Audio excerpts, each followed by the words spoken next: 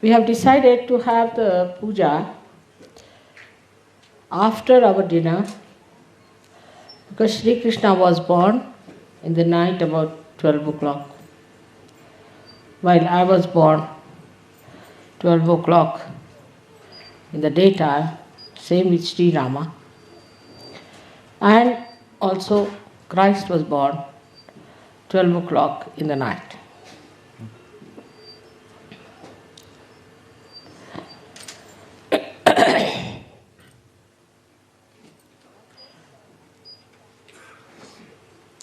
I have told you that today I am going to tell you about Gita. That is the second part of Krishna's life. So different and varied that some people, intellectuals as usual, say that the Krishna who played as a child in Gokul was different from the Krishna who was the king of Dwarika.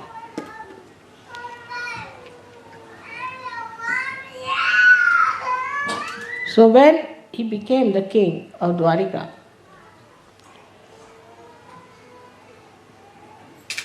there was a war between Pandava and Kauravas, one representing the good people, another representing the bad people. So they came to ask him if he would join on their side. So he said, I've got my army and I'm myself. So whichever you choose, you can have. So Kaurava said, we'll have your army. But Pandava said, we'll have you. And that is how the war started. And in the war, his greatest disciple was one of the Pandavas called Arjuna. And Arjuna asked him to fight for him. He said, I will not take any weapon in my hand, but I will be your charioteer. I'll drive your chariot. And when he was driving the chariot, it so happened that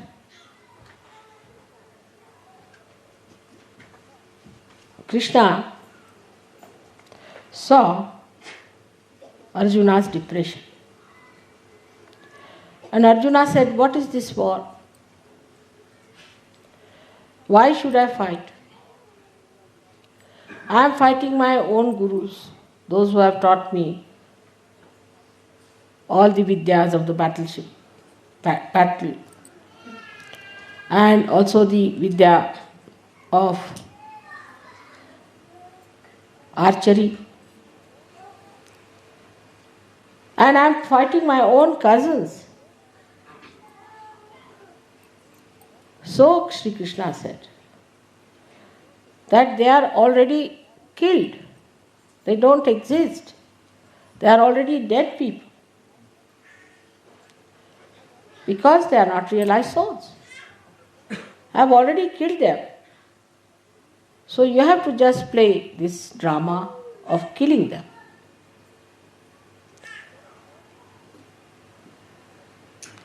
So the foremost contradiction that people present about Gita is that those who read Gita should be vegetarian.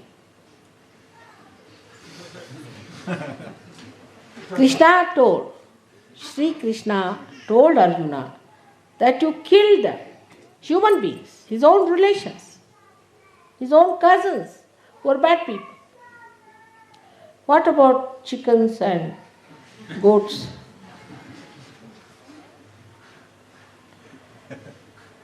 But all those who start reading Gita in India give up all meat eating and take to vegetarianism, or they fast. So how contradictory these things are. So he never preached vegetarianism, at least in Gita.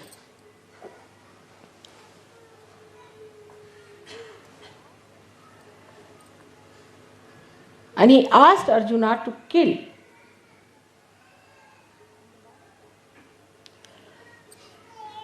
In the modern times, there is a war going on between the evil force and the good. You don't have to kill them. Even if you give them bandhan, they are already dead. They are not realized souls. They'll be all neutralized. But you have to kill them in the sense you have to kill your connections with them.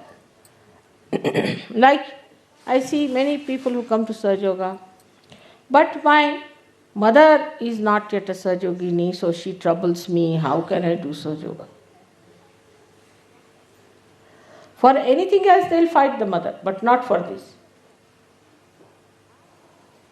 Kill your attachments and your relations.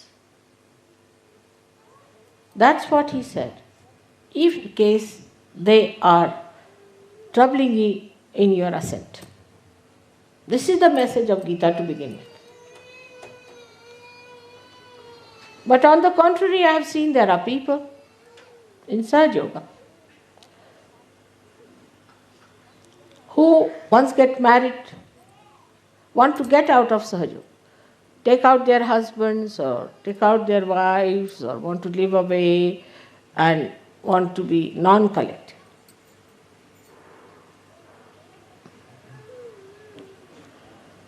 So you have to kill. There are Shadripus, there are 6 enemies human beings have. But in the modern times they have multiplied, I think.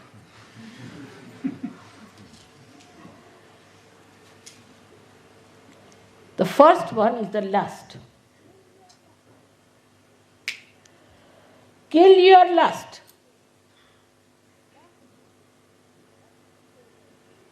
The lust that is today finishing the West more than the greed.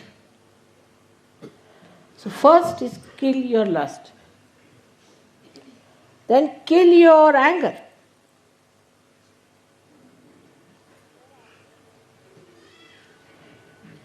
There are certain people who have a built-in response that as soon as they see somebody, they get into anger. If a white man sees a black man, he gets into an anger. A black man sees a white man, he gets into anger.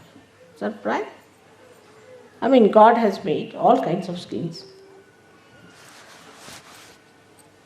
The life would be boring if you all had the same parts, skins, all of you looking the same.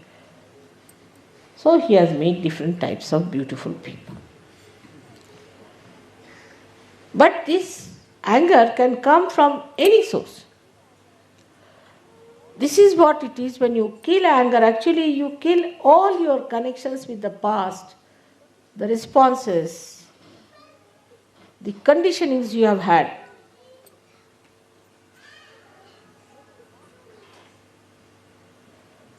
Then the vanity that people have. I find it much more when I go to places where people call themselves bureaucrats or they are in charge, like matrons, telling people what to do this, do that, do that. This is the Krishna's finger. Using Krishna's finger on others. The vanity. The vanity that you are perfect. You are perfect. Nothing wrong with you. You are the best people. English think they are the best. Germans think they are the best. Italians think they are the best. Or say, the best of all are the Swiss people.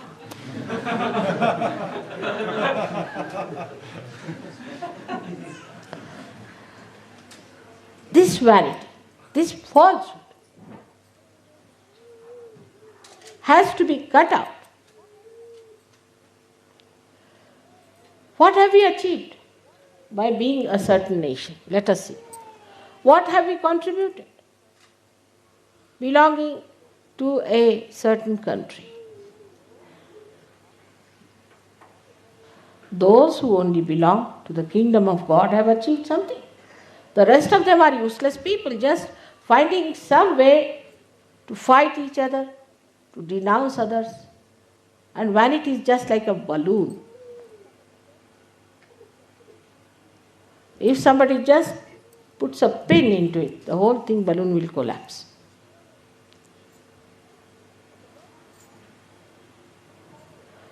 Then the worst of all is jealousy. And that is among Indians. Indians are very big jealous spots. Especially the Indians who are again in the government and the politics. But otherwise also there are jealousies. They'll always complain about other people and will be jealous. And also in the West, people are quite jealous, I must say. They are jealous of things which is most surprising.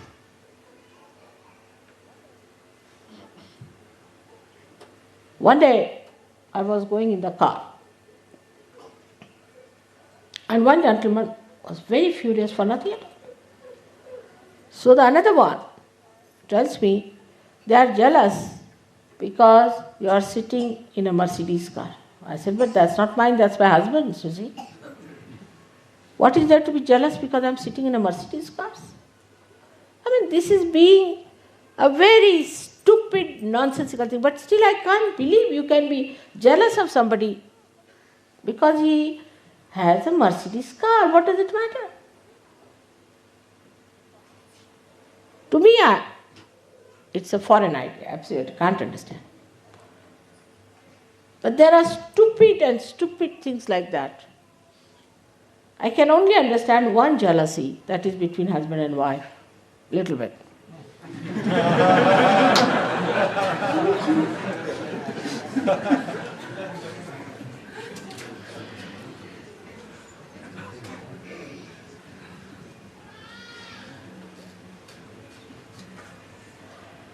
Then the fifth thing that he asked us to kill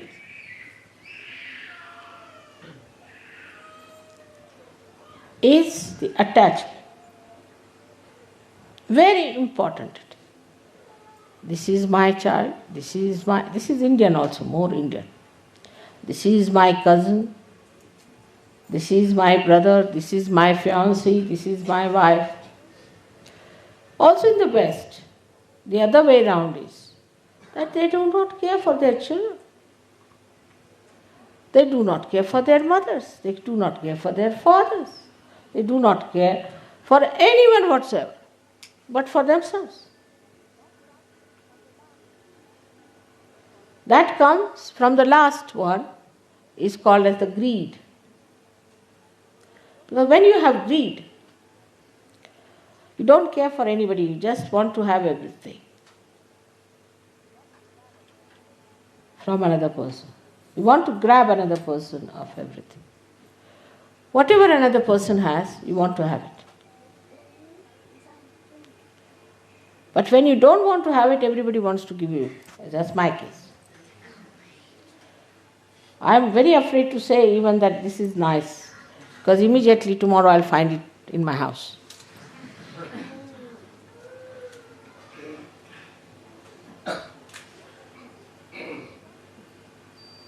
So this greed is the one which has done such a harm to the whole world. People have gone into great dominations and on other countries. For what?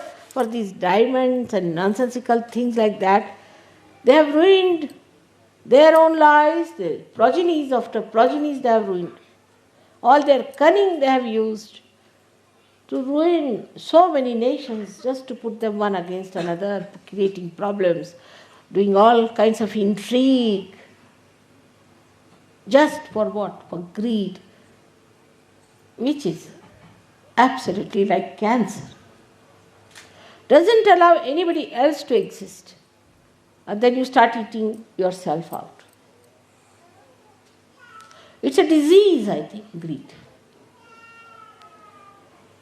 And with that goes the miserliness. People become miserly. Then, where does this greed end up?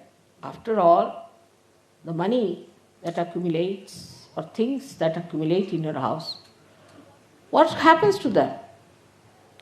You want to use them. What's the matter with this one? No. Try to be, not to be, I have told you, otherwise I'll ask you to go out, alright? Concentrate. So what happens to the people who are greedy? They become miserly. They can't enjoy life. They cannot spend money because the greatest joy is in giving things to others, no doubt about it. And they cannot give any joy to anyone. They cannot create anything for the future progeny to see. So what happens to them? Their children, when they come in, they become wasted. They waste all their money. They lead a wasteful life. They get into wrong things and ruin themselves. So their children are born become miserly. So the vicious circle starts moving. He has said, kill all of them. These are your 6 enemies.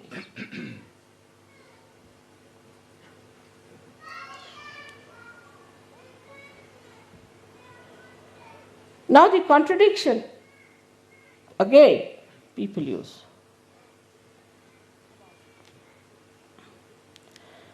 About Shri Krishna. In so many other ways, that it is surprising that not only Christ, not only Muhammad Sahib, not only Lao Tse, not only Sri Rama, but even Krishna was misused by his followers.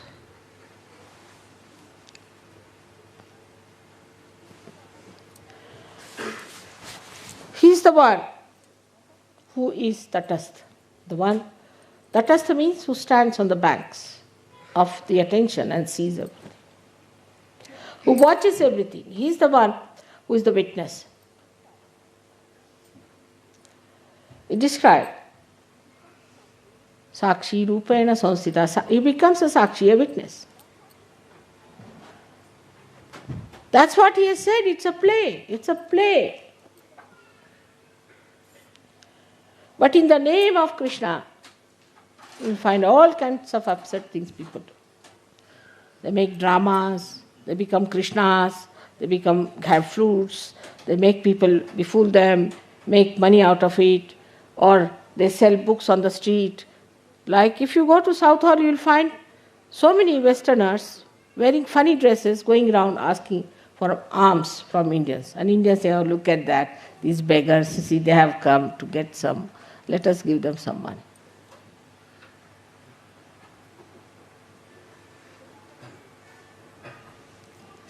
So the contradiction of Krishna's life is such a miserable thing. It's such a absurd thing that it hurts me to see how such a great incarnation was misused in this world by human beings. If there was anything lacking in that incarnation was this, that he did not give realization to people. But he did talk about it.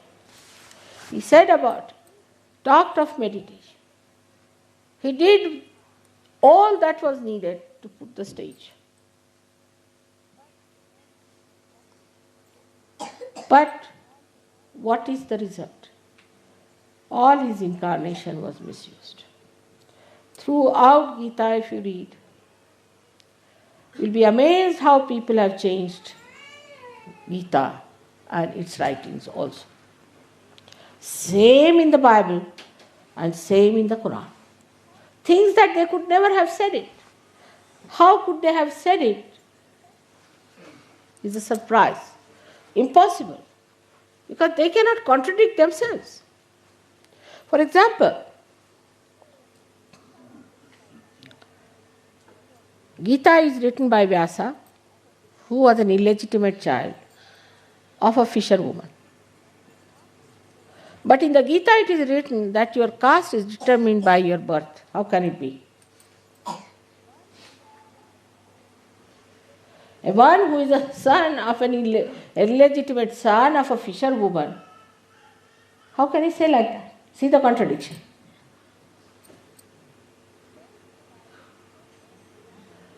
Same in the Bible, same in the Torah, same in the Quran. In all these books, all these people have tried to play a very nasty role by changing them.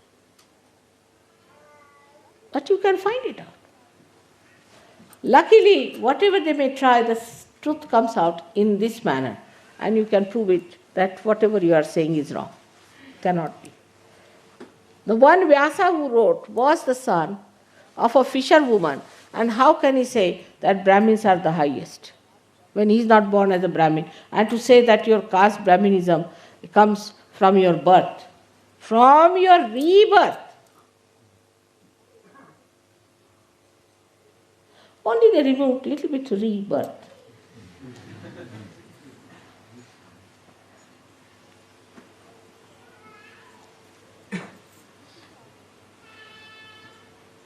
This is how they interpreted Gita in various ways, in such contradictory manners.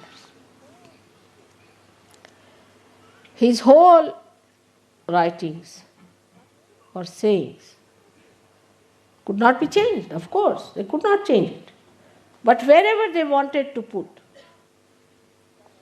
their own style, they did it. Because ultimately it went into the hands of the Brahmins, who were not really Brahmins, they were the people who were Shudras, because they were not even realized souls, and behaving in such a dirty manner, they should not be called as Brahmins. But it went into the hands of so-called Brahmins, and they misinterpreted it. Same thing with Bible. It went into the hands of horrid people. Mr. John said something which was sensible, all right. But what about the other fellow, Paul? He comes in and spoils everything. Then comes Augustine. He spoils everything. Why? Because they are devils. There is an evil force. This theory that there is no evil force is a wrong theory. It doesn't exist. There is an evil force. And don't play into the hands of evil force even this much.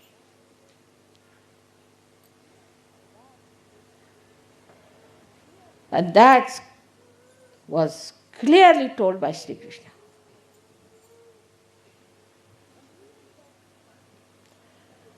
But even there, the contradictions can come in.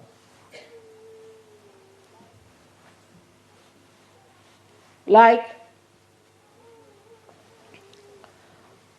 if you are a Krishna Bhakta, then if you just start running on the street, Krishna, Krishna, Krishna, Krishna, like that, then you are a celebrity.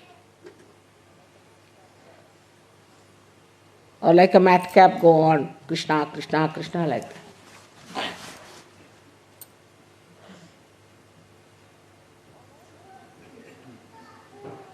Or else, going worse than that is, some people say we are Krishnas. Like this horrible Rajneesh did. And he said he used to make the women naked, so I am making the women naked. I started wondering, when did Krishna make women naked? When he was a little boy, less than 5 years of age. He used to climb up on the trees. And the ladies used to take their bath in the river Yamuna. So he used to hide their clothes just to raise their kundalini and see how it works. At the age of 5 years, what does a child understand? This horrible fellow, was he 5 years of age when he was doing this nonsense? Using Shri Krishna's name like this? And when he used to break the pictures of these gopis. What was he doing? He was doing Kundalini awakening. Because the gopis were taking out the water from the river Jamuna, which was vibrated by Radha, and used to break them on the back so that the water would fall on their Kundalini and they would get their realization in this lifetime.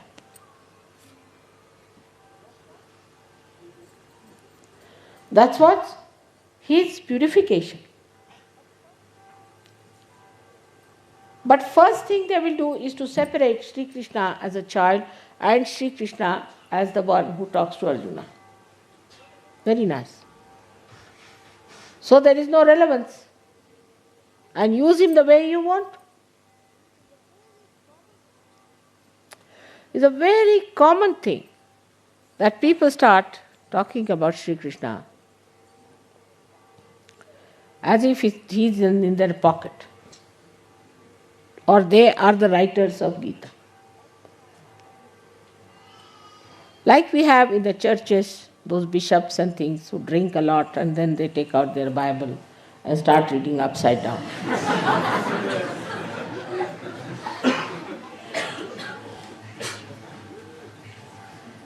All these priest class, whether this belongs to this or to that, all of them are hypocrites of the worst type. Just money spinning people. Even Indian temples, which are not far-fetched, are ruined. All the ganja and all that is sold in Indian temples.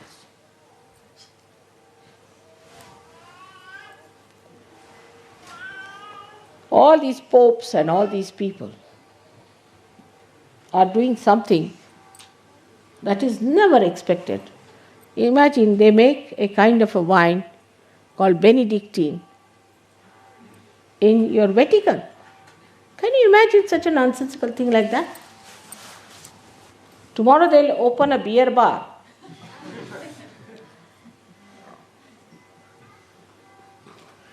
I won't be surprised. So we come to a position to understand that all those people who talk of these great incarnations and profess a religion are all hypocrites. There's no religion there. Simple people who believe these hypocrites because they're so simple, so innocent. These cunning,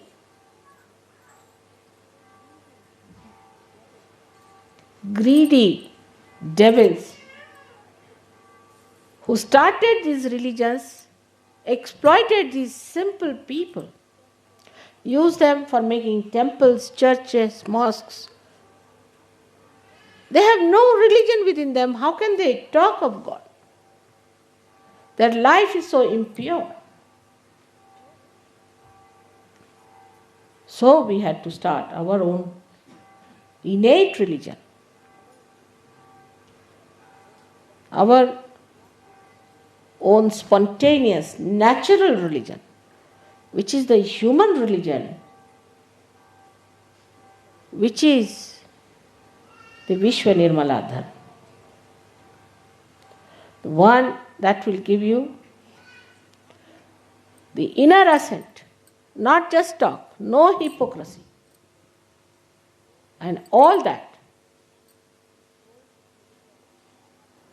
which goes with religion to malign the names of these great incarnations has to be brought to the light for the people to see this nonsense that has been eating into our societies, eating into our families, eating into our children has to go away.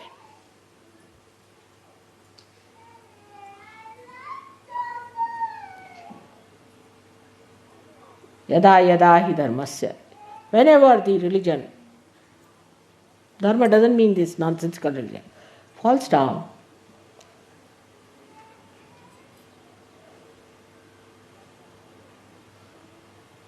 that time, paritranaya sadhuna, to save the sadhus, the seekers, paritranaya sadhunam, vinashaya cha dushkritam. And to destroy all these devils, I take my birth again and again. Sambhavami again. Yuge, yuge. Every yuga I take my birth.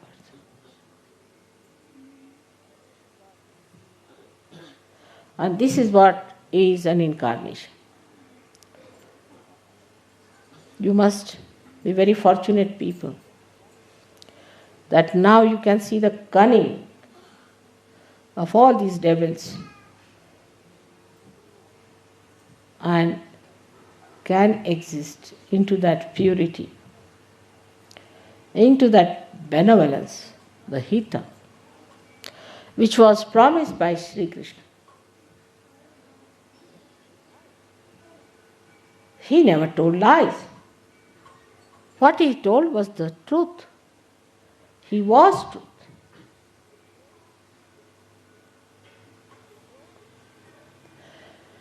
But those who tried to use him had to take course to something which was falsehood, hypocrisy, and cunning.